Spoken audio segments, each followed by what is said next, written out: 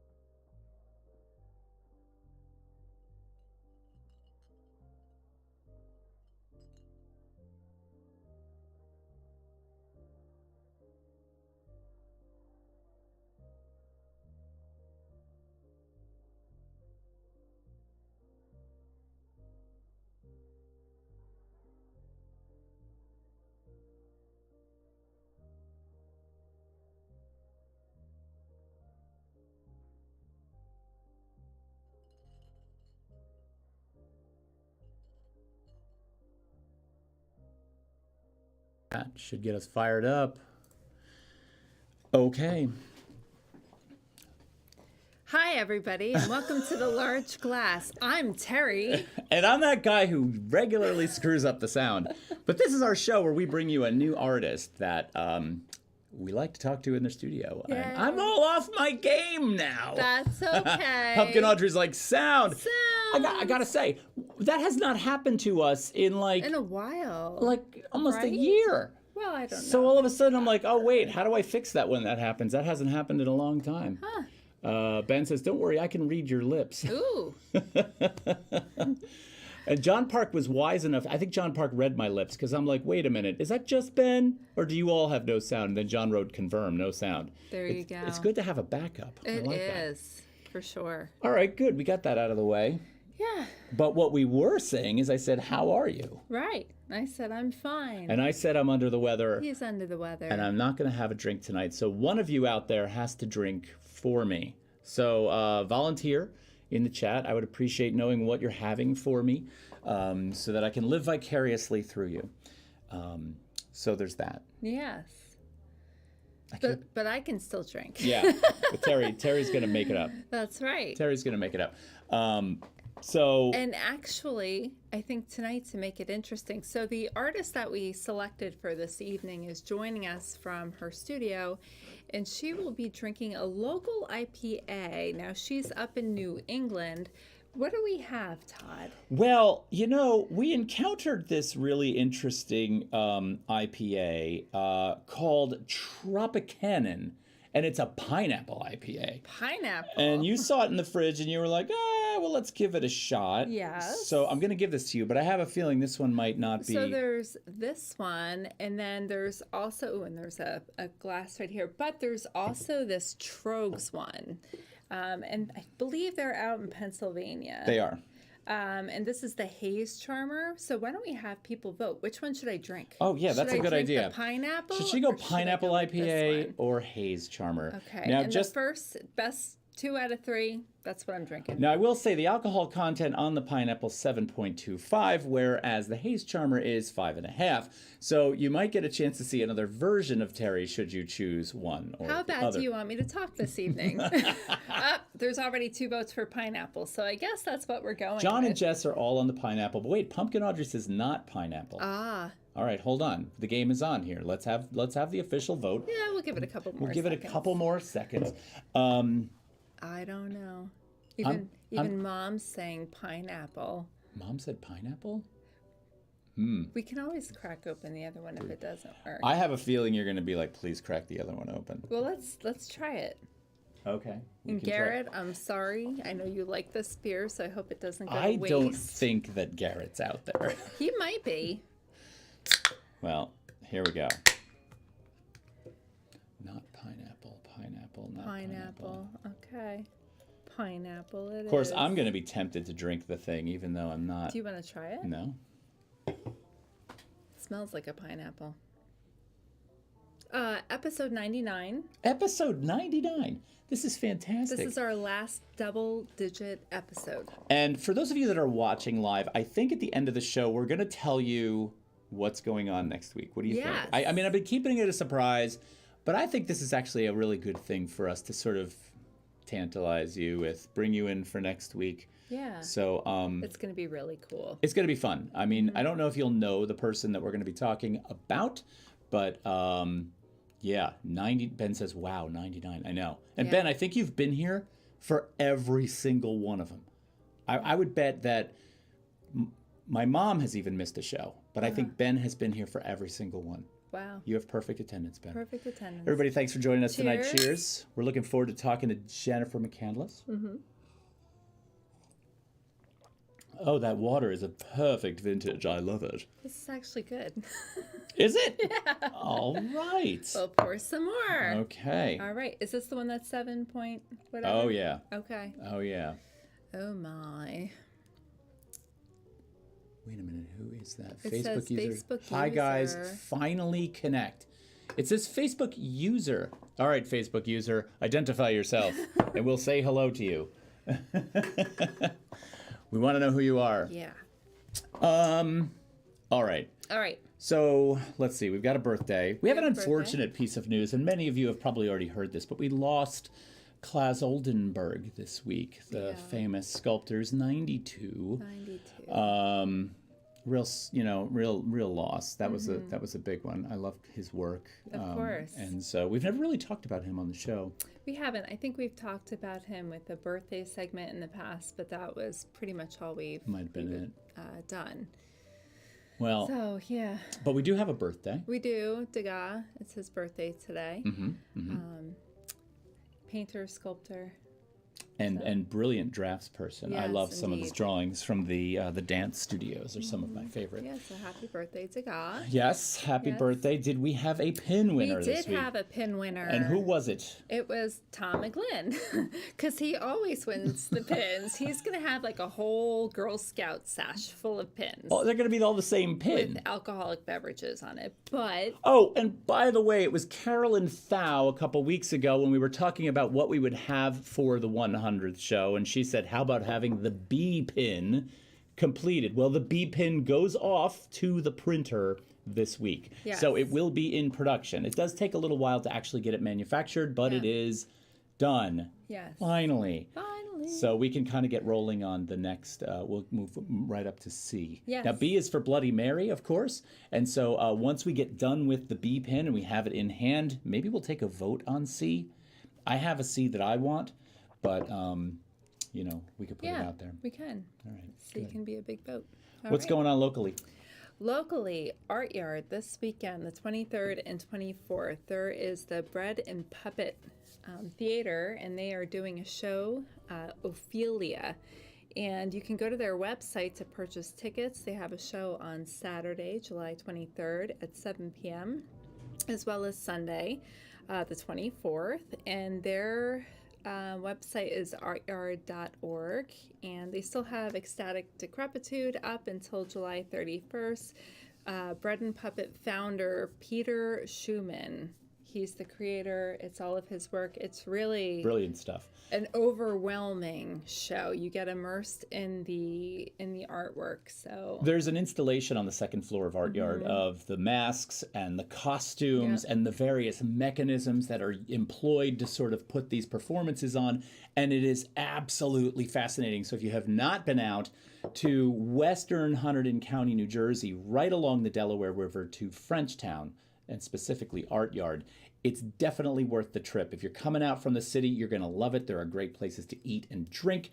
There's really cool shops and coffee. And then, of course, this absolutely fabulous international art institution there that you can pay a visit to. So please come out and check that out. It's going to be awesome. And then the theater event is happening that night. on Saturday. On Saturday night. Yeah. And Sunday. Yeah. So So there's two performances. we're going. We are going. So Yeah. anyway, Ben says, I enjoy the show very much, and I appreciate that, Ben. That means a lot. That means a lot to us. It does. Anything else going on out there? Well, if you're in the Highbridge, New Jersey area, if you want to come to a story slam at Scout's Coffee, they're having one on this Tuesday. Or I'm sorry, Friday, because today is Tuesday.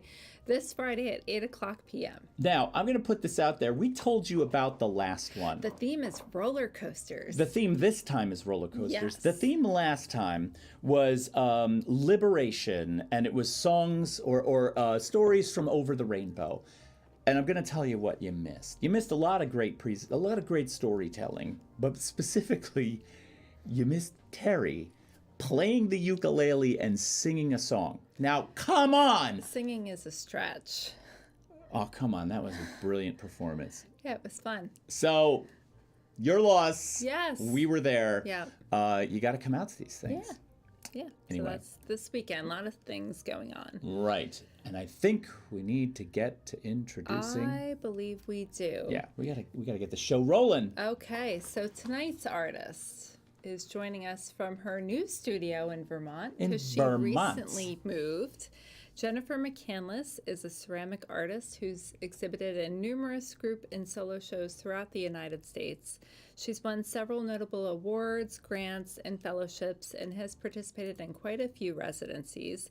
To name a few of these achievements, and there's a very long list on her website, most recently, 2021, this summer, she was at Shaw North in Pine Plains, New York, for a residency. She's also been at Mass MoCA as the artist in residence, at the Malay Colony, Watershed Center for the Ceramic Arts for a full fellowship. She won a grant for the Joseph and Annie Albers Foundation, Abba House resident artist. List goes on and on. Skowhegan Fellowship resident. So if you check out her website, you can see all of those achievements.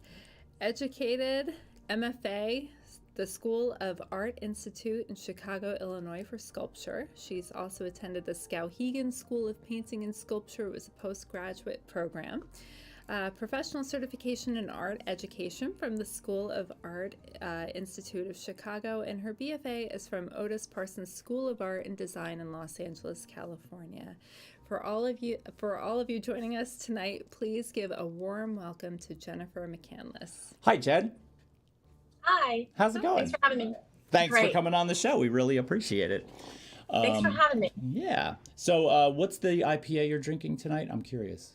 I am drinking Experimental Jet Set. It's got this little guy on it from a place called Foam, which is on our waterfront here in Burlington. Oh my God. It's a beautiful spot with great beer. Oh, we love Burlington. I mean, you haven't been to Burlington. I haven't been to Burlington yet. I love Burlington.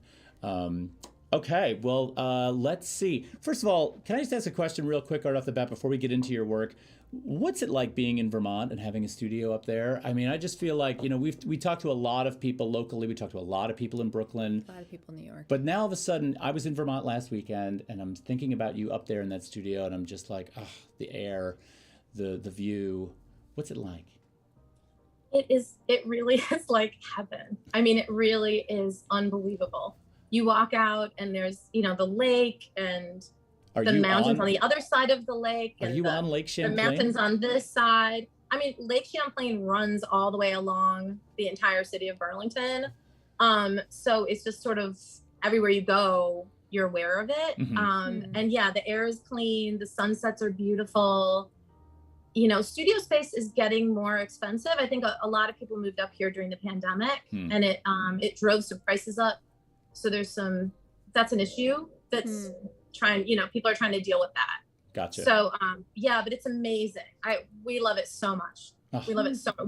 We just got up here full time. So we've been here for 11 years, but we were working in Connecticut and now we're here full time. So that's beautiful. We're super happy about it. Fantastic. Well, we love it. I'm a little envious, I have to say. Well, let's start talking. You usually lead us off by starting a question. Just a reminder, if you have any questions, just type them in the chat. We will relay them to Jen as they come up. So Jennifer, normally we start off with a very basic question just to kind of get the conversation rolling. So can you tell us a little bit about the art that you make? Sure. Oh my gosh. I guess it's in everything that I do, I'm sort of dealing with how sort of messed up things are in the world, I guess. And instead of complaining about it and in an effort to try and stay optimistic, I think I'm just sort of processing it in my own way and in my own work and poking fun at it. And I really enjoy making other people laugh. And I really enjoy relating to especially other women and the things that we go through, specifically the weird dynamics that we have to deal with as females, just growing up and amongst each other and in a patriarchy and all that stuff. So yeah, a lot of really serious stuff comes out, is dealt with in the work, but the work is really kind of, it looks funny and it looks silly and cartoony, but that's sort of, I do that on purpose, as sort of like a window to get the viewer looking, and they're seeing something fun and bright and fun to look at, but then there's something serious underneath it. Yeah. Gotcha. I love the piece we have up here first, actually, and I'm pointing out, or I'm noticing the difference in the one figure in this, but maybe we just start off by talking about like what you were thinking about when you made this piece, or what did this piece teach you about the ideas that maybe you had? Because I often work backwards in a lot of my making, where I think about the idea as I'm making the work rather than trying to illustrate an idea. So, how does that function for you? And what did this piece tell you while you were making it? Well, that's interesting. It's so interesting how everyone works and how everyone is different. I sort of work, I generally have like a vision of a work. I sort of have like visions, almost like people say like an outsider artist has visions. I sort of have like a vision, sculpture will pop up into my head. And so I'll write it down and then I'll think about it and kind of hone it. And I do a lot of drawing and sketching and thinking about it. And then when I do sculpt, I try and have a lot of it figured out, like maybe 85% of it figured out. And then of course, when you're working, and it's a long time when you're working, you come up with better ideas. And so there's always that room to change it around. Sometimes I'll completely throw a piece away and start all over again. But most of the time I feel pretty good about it. And I've worked out a lot of kinks on paper and through drawing before I get to sculpting. So this piece is called With the In Girls, and it's really a self-portrait. A lot of these pieces are self-portraits, but I think it speaks to a lot of just all the women that I know, where, you're trying to be perfect and you might find yourself in a social situation with women who look, perfect hair, nice bodies, they're wealthy, they're whatever. And just being around that, which is sort of the environment that I was in Connecticut a little bit more, and just feeling like so oddball and different. But I mean, I felt this way since I was a little kid. So like in middle school, but I think most people feel like this. So that's the funny thing. It's like, it's more universal. A lot of these things are more universal. Yeah. And her little face comes off. So yeah, she's sort of like, and a glop of her is getting on the other person's face. So I don't know if you can zoom in, but the woman who's turning and looking at the sort of monstrous person has a big glop from the monster on her face that's gotten on her face, and she's mad. Like she's been discovered. You know what I mean? It's like that thing of when you say the wrong thing and then people realize that you're different. So to be clear, you can fake it and then you say something and then it's like, oh no. I know, you've been exposed. They see who I really am. The mask fell off. Yeah. So to be clear though, for the audience that's watching, this is the same piece, but the face now has been taken off of. It's like a reveal. Right. Gotcha. Oh my God, that's exactly. And it's really a self-portrait, but I think it's just funny because a lot of people relate to it. A lot. Yeah, there's a viewer out in the audience, Jess Park. She says, I feel this in my soul. And that was one of the relatable things too, because sometimes we feel like we're imposters, like there's an imposter syndrome going on. And this piece kind of captured that to me. And especially with the articulated mask too, it's almost interactive. Something like this, when it is displayed in a gallery, because we saw the two different views, is the mask down already when it's displayed? Or that's got to be a hard one. Yeah, I think we normally have it down, and then you can see the little eyes peeking up over the mask. So I think that my gallerist did have it down. Okay. Last time it was shown, but then she sold it. It's gone now, but. I guess they can do what they want. Huh. Um, Well, Okay. I have to say, like, I didn't quite pick up on that in this piece at first, but now that we're looking at it, and then I start to think about this piece, I totally, like, when I saw this piece, I was just like, oh my God, like, I think I get what you're getting at here with this kind of feeling.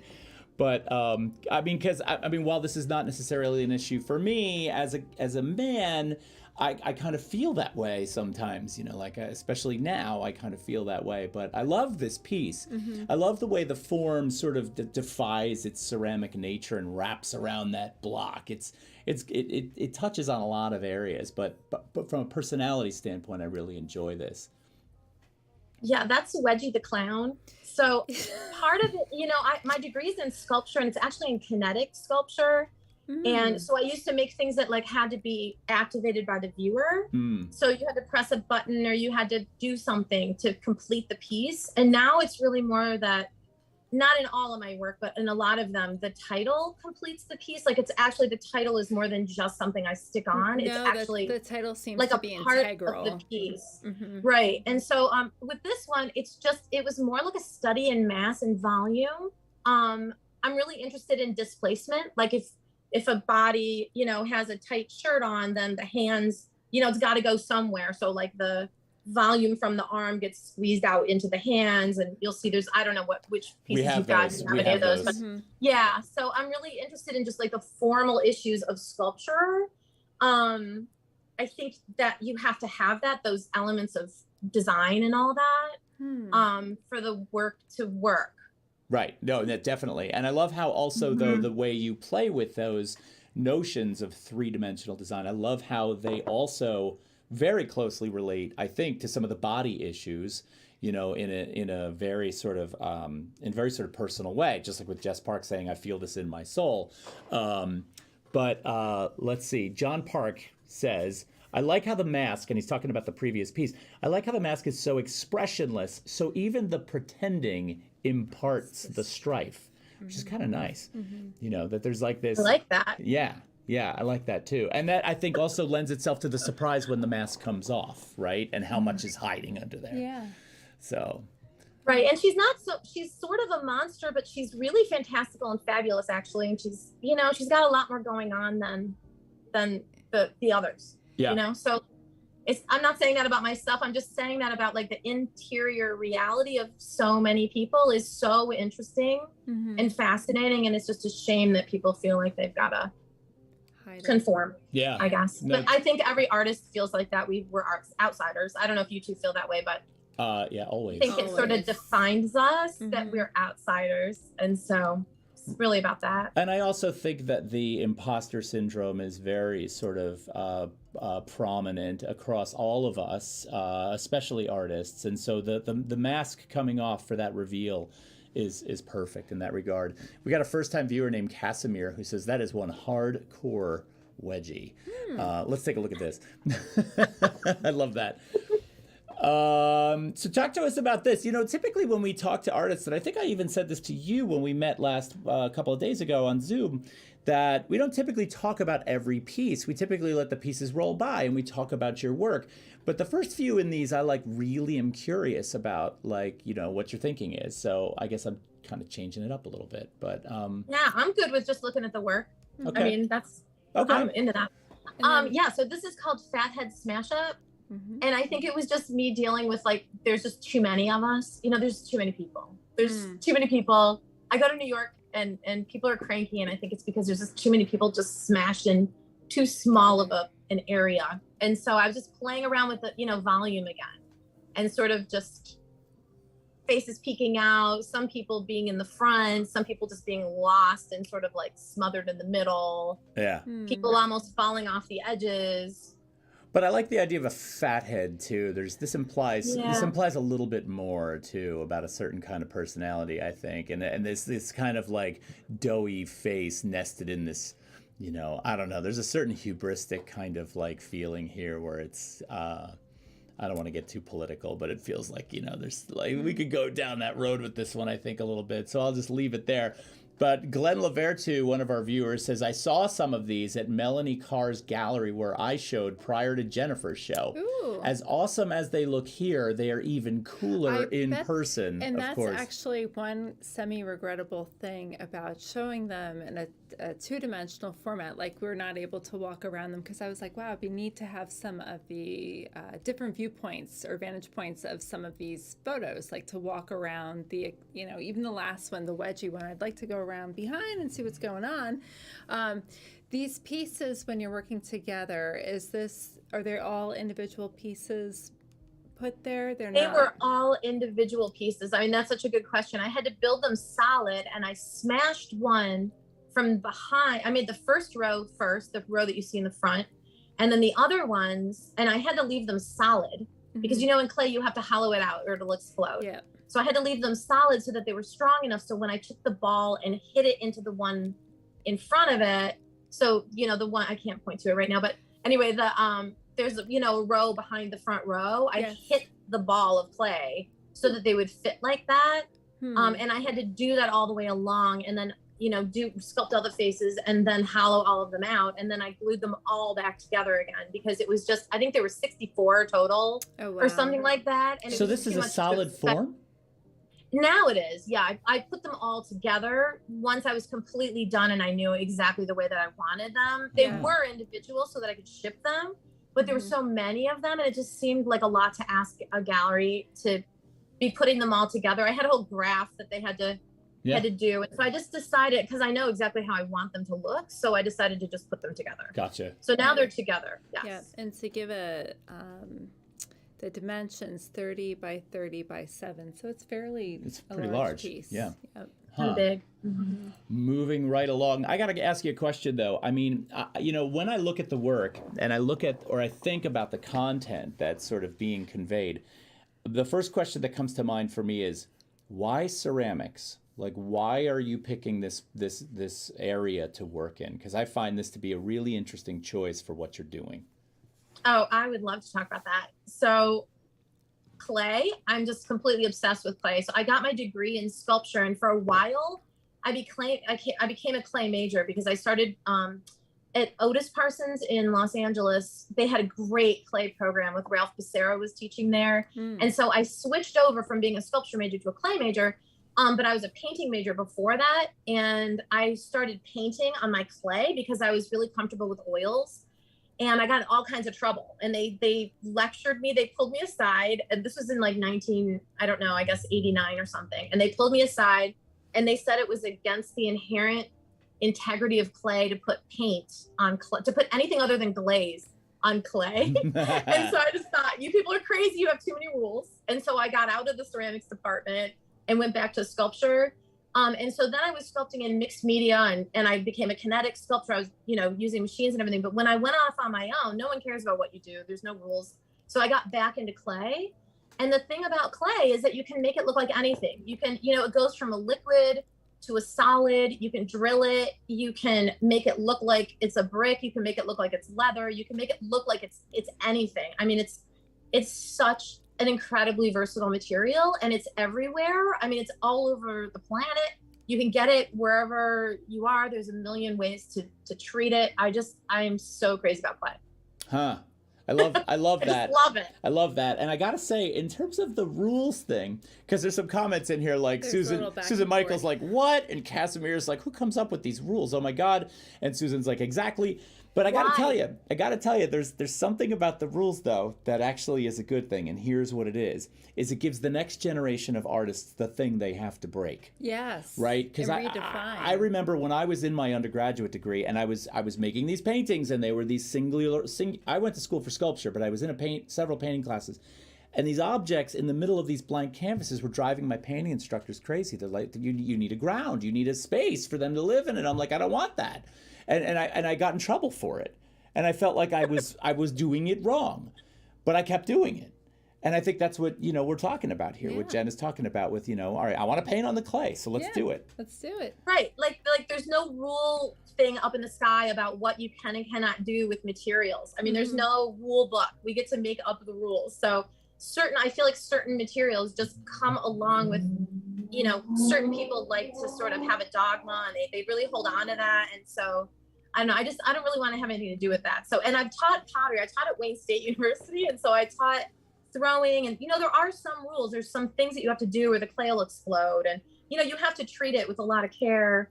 And I teach that, I taught that, but but there's so much more that you can do. I think if you're comfortable with other materials and you've experimented with other things, oil paints, I've got styrofoam balls. I mean, I've got all kinds of stuff. I've got like, fake grass right now. I'm having so much fun with it. Ooh. Why not? Yeah, that's great. Yes. And how many pieces would you say, this is a question that we often ask artists, do you have multiple pieces going on at the same time? Now that I have more time and it's the summertime, I have a couple pieces. I have a piece to my right and I have a piece to my left. Then I have two pieces to my left actually, but normally I just work on one because I like to do that thing that Todd was talking about where, I'll start and then I'll be able to be thinking about it and solving problems and innovating as I'm working. And I find if I've got too many going at a time, my brain just doesn't do well at that. So I just sort of really need to be focusing mainly on one, which is I have one main one right now that I'm working on and almost done with. So. Gotcha.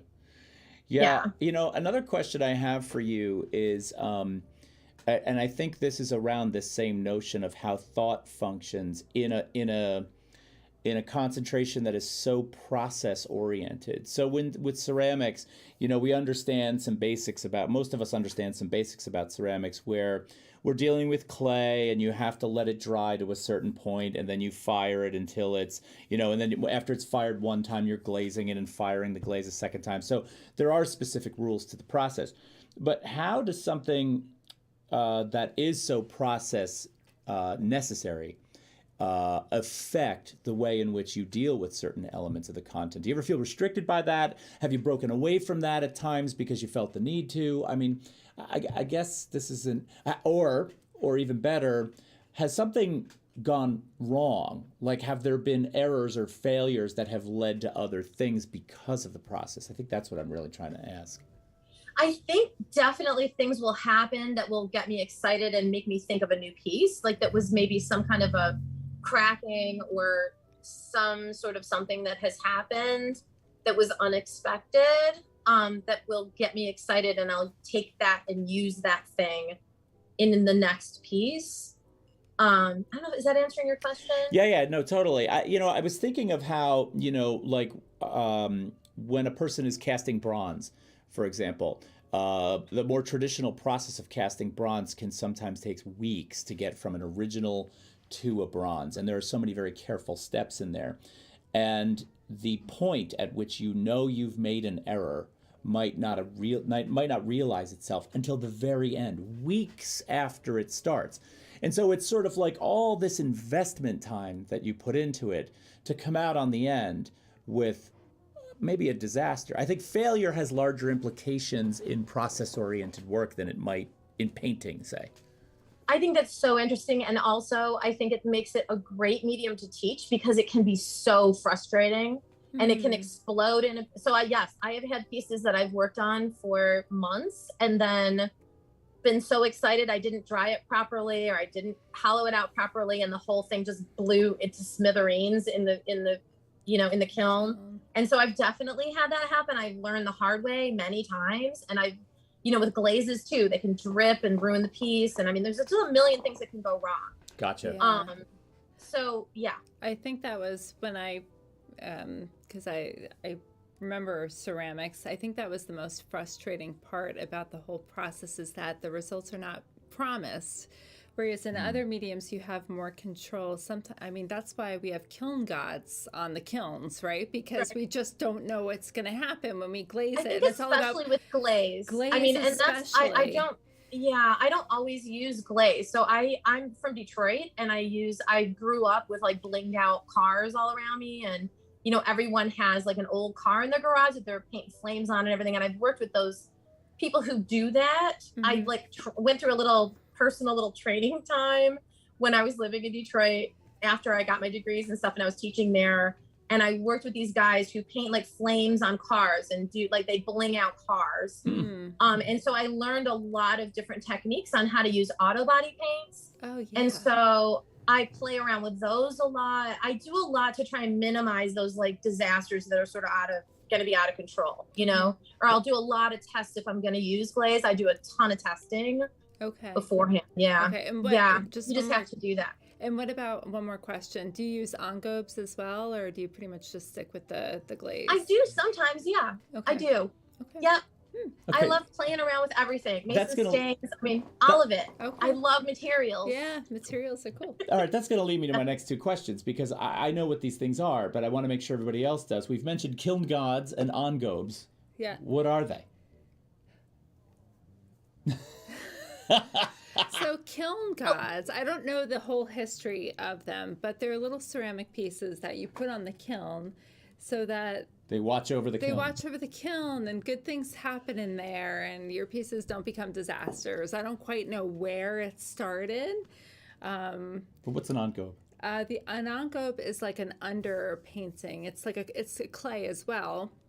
It's a pigmented clay that you put on right after the first firing process, and then you pour like a clear glaze over it. But it's a more definitive color process where the results are a little bit more predictable than if you just put the regular glaze on. Gotcha. Like that, in my understanding of it. Right. You can color glaze. You can color clay with Mason stains and all different kinds of things. And then they're very stable. So you can order Mason stains in just a ton of different colors, and you can do a lot with those. Right. So yeah, I love playing around with those. One of our watchers wants to know the name of this piece. Do you remember? Oh, this one is called Heavy Headed. Nice. I like this. Yeah. I love how the head defies the gravity. Like the piece feels very, heavy-headed. I'm stumbling over my words, and I haven't had a beer. Ooh. What's going on there? Okay, so I have a couple of other things that I've been thinking about with the work, and I think they just all flew out of my head all at once. But part of them, so, when we look at the mask off the face of the first piece we looked at, and when we look at a piece like this, and when we look at other aspects of, or we think about traditional aspects of ceramics, where does beauty lie? Like, what do you think of that word? Like, how do people that are used to viewing ceramics in one way, how do they react when they see your work? I'm mixing up like 3 or 4 questions here, but I think they all go to the same expectation. I mean, maybe you can ask some of the people who are watching. I'm not really sure. I'm not really sure I could answer that.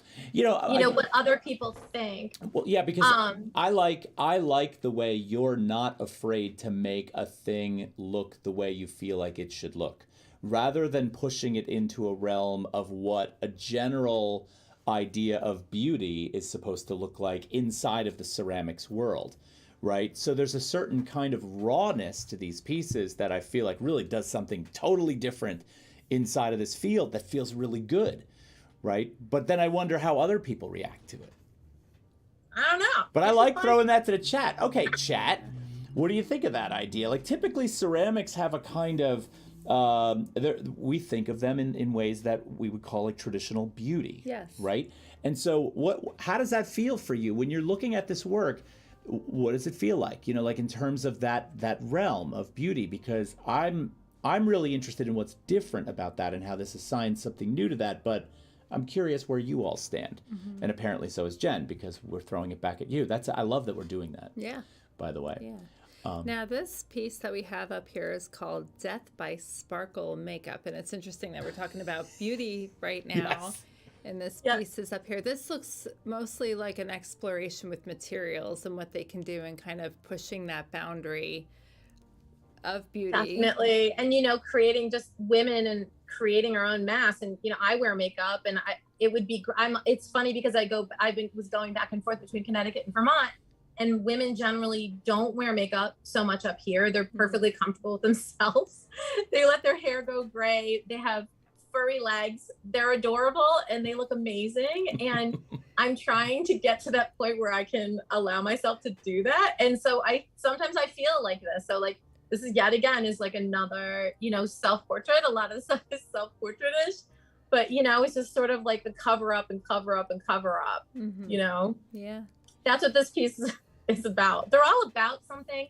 At the School of the Art Institute of Chicago, you would just get ripped apart to shreds if you didn't have your form and your content match. And so, if you didn't have an idea and you were just kind of making decorative things, you would just get ripped to shreds. And luckily I had ideas. And so like, I try and think about what is my idea and then what materials best will convey that idea and get the effect that I want, from the viewer, and maybe make someone laugh or like discover something. And mainly I'm trying to make people laugh. I kind of think of them as like 3D comics sometimes in a way. Oh, I love that. Just they're like kind of painful, but they're like, they're kind of illustrative. Well, and they definitely. My dad's an illustrator. Yeah, they strike an empathetic chord for sure, because it's that human relation. I'm trying to make them very human. Yeah. Yeah, but that's the part that I think I feel, and it's a discomfort that I enjoy, right? And that is I see it and I first laugh and then I'm like, like I just laughed at that. I shouldn't have laughed at that. Like, why did I laugh at that? And so it's like, it's really good that it puts me in that position on some level. There's some comments coming in though that are actually really good. Flying by. Let's see. So Casimir says the work makes me think of food like dough, eggs, and cereal. Yeah, it's got this kind of tactility that kind of, like lives in that space. Susan Michael says, I live in the realm of free-form creation, so I see it as contemporary work. It's the natural direction to go. Ben Hagenbush says, this is one of the most different pieces I've ever seen. Very nice. Love the vast amount of colors.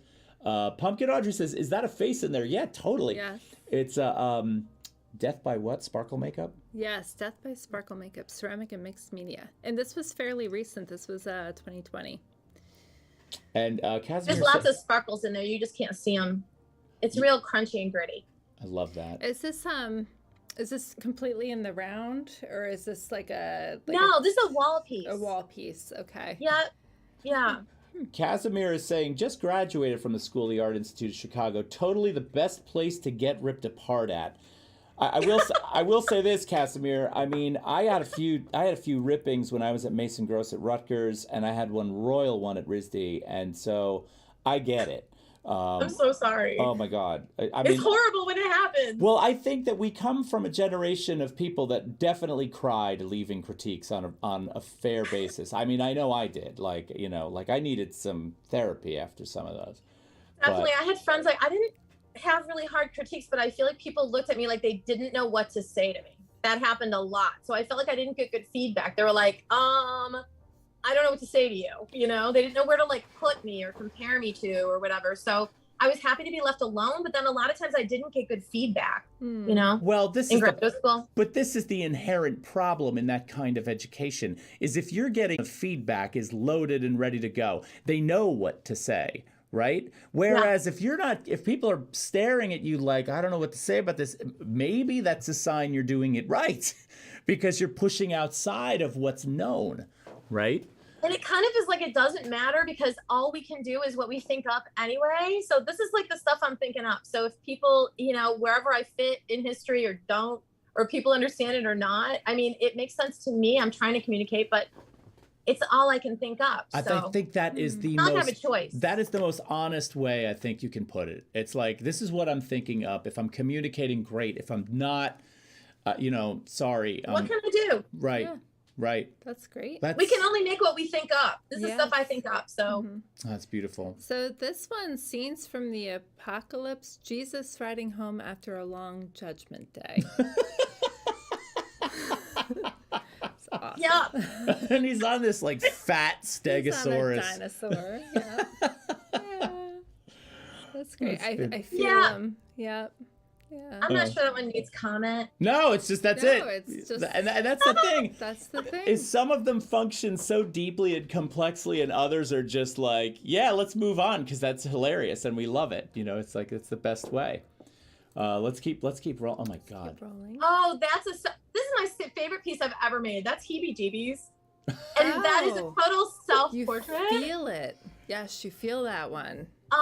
It's a shame you can't get a close-up of her face, but she's kind of got shifty eyes and she looks like she's being pulled in a million directions.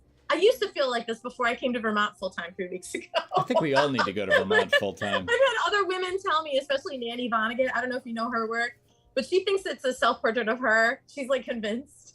But Who thinks it's a self-portrait of her? Nanny Vonnegut, Nanette Vonnegut. She's a painter. She's the child of Kurt Vonnegut. Oh my She's goodness. a genius. She's a genius. Wow. She lives in Northampton. She's hilarious. Her work is amazing. Oh my God. Oh, I don't know her. I need to find out. She and I had a show together at APE in Northampton, like, it was right during the election. So Biden got elected during the time when we were doing our install, and Nanny was up in the window doing a giant crazy dance. It was amazing. And she thought this was her. Yeah. Yeah, I'm like, no, that's me. She's like, but it's me. No, she's great. If you don't know her work, definitely she's worth looking up. She's incredible. Her work is very personal and real, and it's amazing. We totally will. Narrative, really funny. She's great. Awesome. And being the daughter of Kurt Vonnegut, the narrative part makes total sense. John Park says, I can only speak from studying music, but the good critiques I still think about positively today, and they still have a place in my thought process.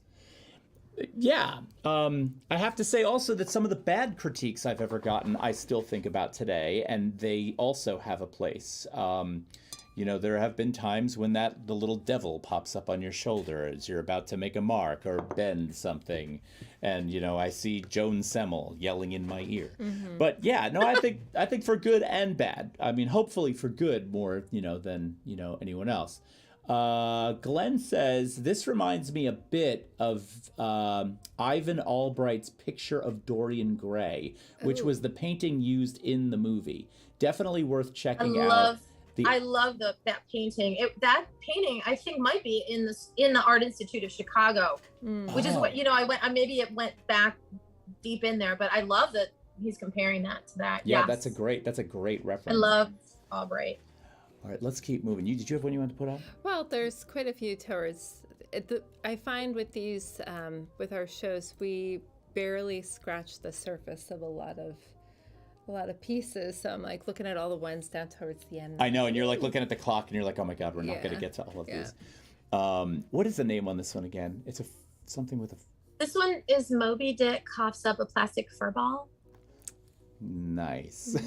It's part of the Apocalypse series. Yeah. So I did a whole series of like scenes from the Apocalypse, just mixing up times and literature and like all sorts of stuff, just mixing it together and sort of contemporary issues. Is this one from that also, Terri? This one? That one I'm not sure. I can't remember if this one's seen. That one is. Do you want me just to say it? Yeah, go ahead. Sure. I don't mean to like if you. No. I'm blanking on this one, and I didn't want to blank on it, and I did anyway. That one is called Western God Trying to Convince the Other Gods They Never Existed. Again, I wish we could see this like in the round so that we could see like the expression on God's Yeah, what's he looking like while he's and... doing this? Like, does he have a? There are definitely close-ups on my Instagram and on my definitely. I mean, he's angry and he's pointing. So in this picture, you can't see him. Yeah, that's great though. Yeah, he's an angry white guy. Speaking of Jen's, scolding. He's got a scoldy face, and some people, some of the gods are laughing. People are raising their hand. They're all different gods from different cultures at different time periods. And John Park says, good as in legitimate truth, not glowing. Wait a minute, did I miss something where he wrote? He said from the music. He's talking about the critiques again. Good as in legitimate truth. Yeah, not glowing. Right. Yeah, no, there's the good critiques were the ones that kind of got to something for sure.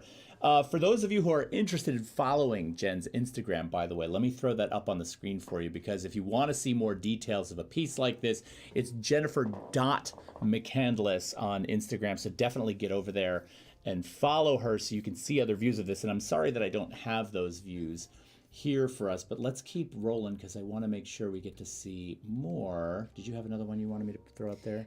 Well, there was the one right above it. I'll just put this one up too. This was this and you were talking about the devil on your shoulder and stuff like that, and the details too, because she's got the tattoo on her ankle and her nails are painted, and she's got the Wonder Woman underoos on. The name of this piece is also extremely important. Hold on one second. This is Baby Boomer Badass with Patriarchal Shoulder Parrot. 36 inches by 25 inches. I love that. Well, who are you thinking about when you're making these, though? Like a piece like this? I mean, who's on your mind? I'm thinking about my parents. I didn't want to say that, but I was like, my dad's an artist. He's amazing. I mean, I could tell you stories. He's an incredible person, but they did have their fraught moments. My mother was in that generation of, women's lib. I remember she had a, Wonder Woman sticker on her mirror every day, and she tried to raise me to be strong, but they had like their old ways. She was like an Italian wife who was she cooked every night. And she did the cleaning, and, she did all this stuff that she kind of would resent.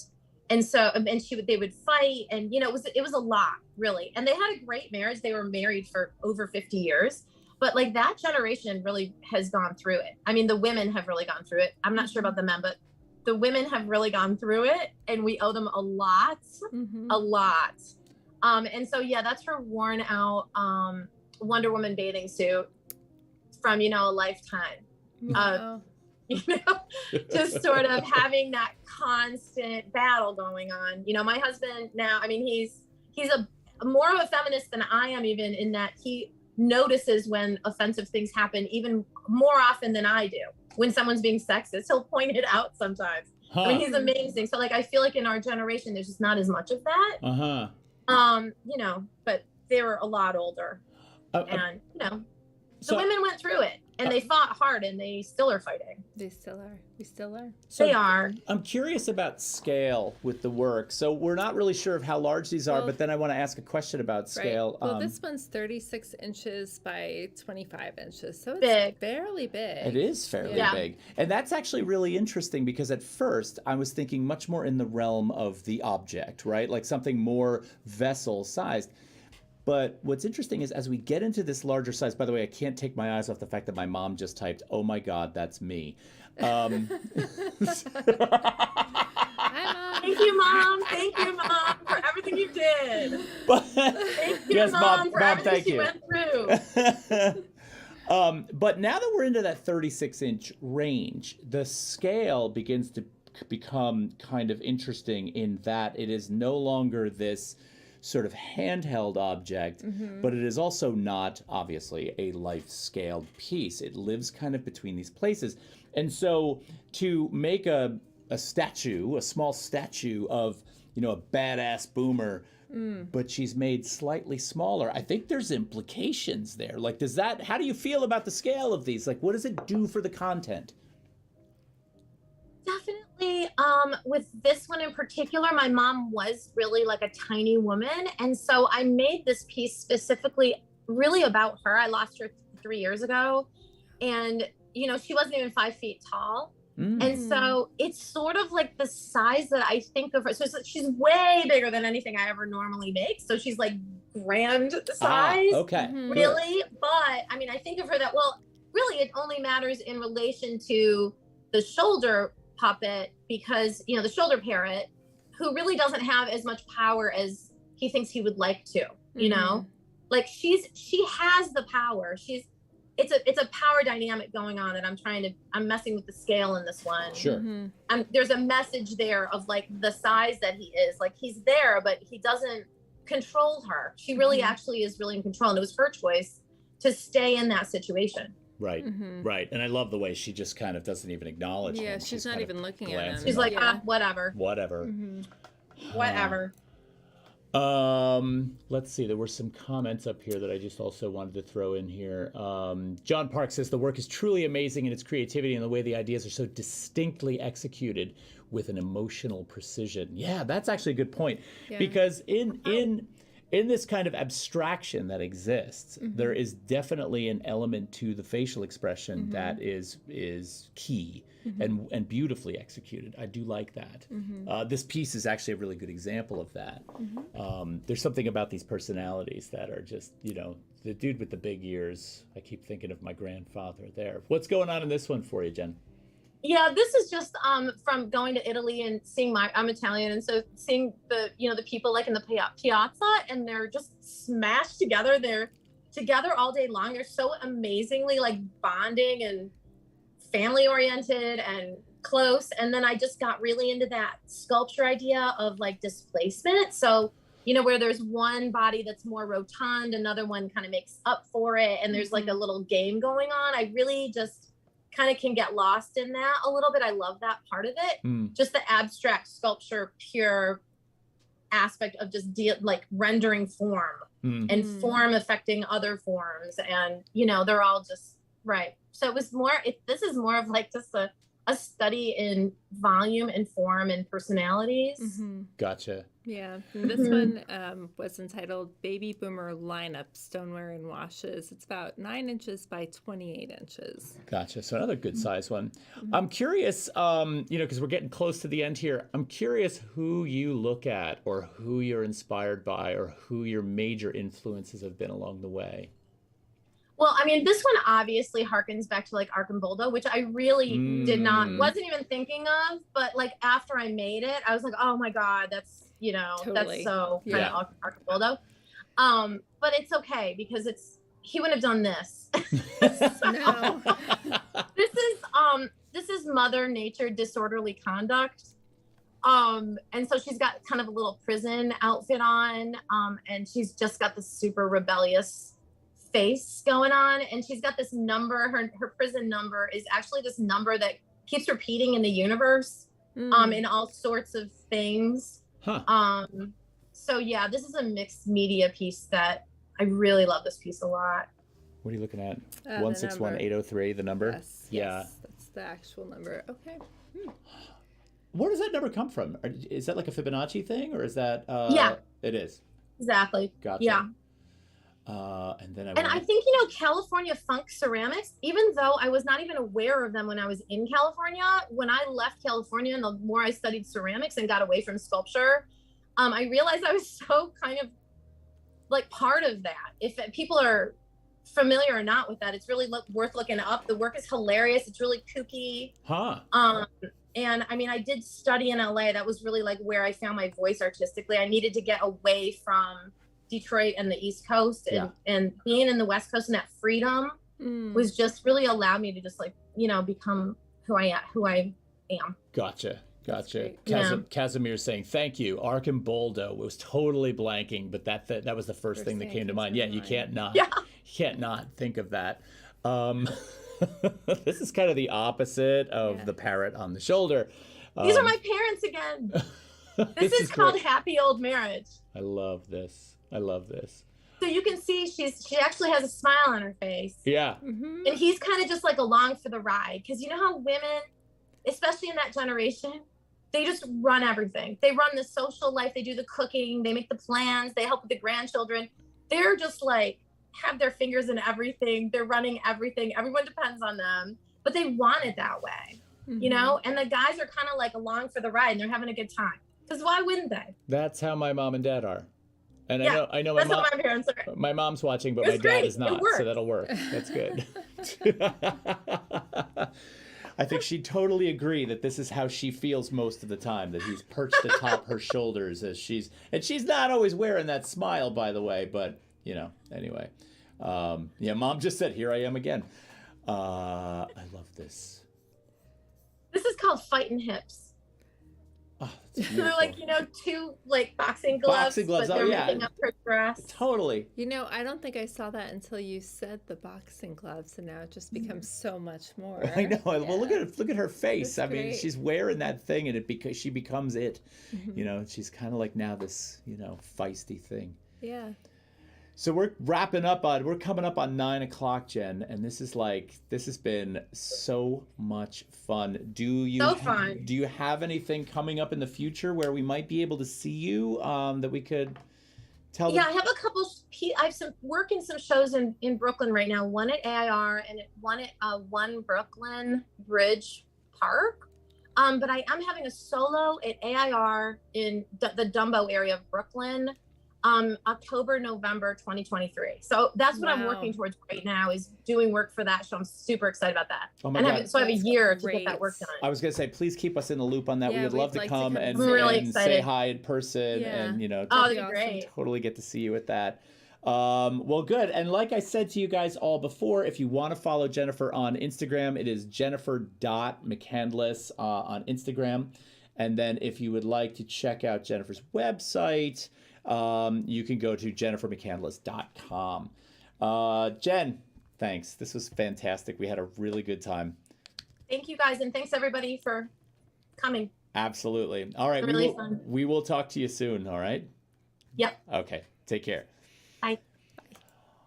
Oh, wow. This was really good. I loved it. Oh, my God. It was so much fun. So great. And I mean, I knew it was going to be like when I was looking through the work, I was having a good time with it. But I was like, oftentimes when the work is outside of that, like the sphere of experience, which is why we look at art in the first place, is to get outside of that sphere of experience. There's the unexpected. Yeah. Right. And so I live for that. Like, that's what I love about doing this. And in this one, I was just like, oh, here we go again. This is going to be something that's totally, different for us. Yeah. And I really enjoyed it. Great. Yeah. Got some comments We got some stuff coming in. Hey, Casimir, don't forget to leave a follow while you're here, because, we would love to have you back. All the cool people are doing I definitely want to mention that, when a new person is here, it's nice to say hello. And, yes. Let's see. Jess Park says, this has been the most fun. Thanks for such a great show. Thanks, Jess. Susan says, such unique work. The stories are great. By the way, Susan is going to be coming up and being a guest on our show. Yes, we're very excited about that. We're excited about that. Down the road a little bit yet, but she's coming. She's coming. We're excited about that. Pumpkin Audrey says, Jennifer, so great to meet you. Love your work. Thanks, Terri and Todd. Thank you, Audrey. That's really nice of you. Yep. Casimir says he's off, or she or they already following. Oh. Okay. Yeah, I thought the name was familiar. Okay, good. Let's see. John Park, I know I say great show all the time, but I mean it. We know that, John, and we thank you for that. Says she's amazing. Susan says her work invites us to look closer. All right. This is good. This is really good. Now, just a quick little bit about next week's show. Yes. So we took the advice of a couple of... So we were, of course, asking you, and we were asking a lot of our friends, what should we do for the 100th show? And one of the things that we got over and over again was, somebody should interview you guys. We were a little uncomfortable with that, to be honest. Yeah, it's like having an art gallery and putting up our own work. So I don't know. So we hemmed and hawed, but we figured, well, if we were going to do that, we would want an awesome person to interview us. Somebody that would have, not only experience speaking, but before an audience. Some storytelling experience. An artist herself. Yes. Wordsmith of sorts. Yes, absolutely. So, So we are going to be welcoming the awesome and mildly famous Gina Sampaio, who was a guest on The Moth. Yeah. She's going to be joining us and talking to us. She might be joining us here in the bar. I don't know. It depends on if she wants to make the journey. Yeah. We will be sharing the links to her appearances on The Moth. She's a must-see. She shares her stories about having an adoptive family and her experiences with that. You got to go watch her stuff. She's an awesome storyteller, and she hosts a lot of storytelling events here in our neck of the woods. So. And we're, of course, going to be throwing a lot of questions to you and asking you guys, your opinions and thoughts and memories about the show, because you've been... And there's going to be prizes. There is? There is. All right, so good. You got to stay tuned. Yeah, so come along, because apparently Terry's giving stuff away. I had no idea. Yep. Giving stuff away. All right, everybody. So next week is 100. 100. We can't wait to have you along for that. Yes. Cheers to all of you. Thanks for joining us again. Cheers. We'll talk to you soon. Yep. Have a good night.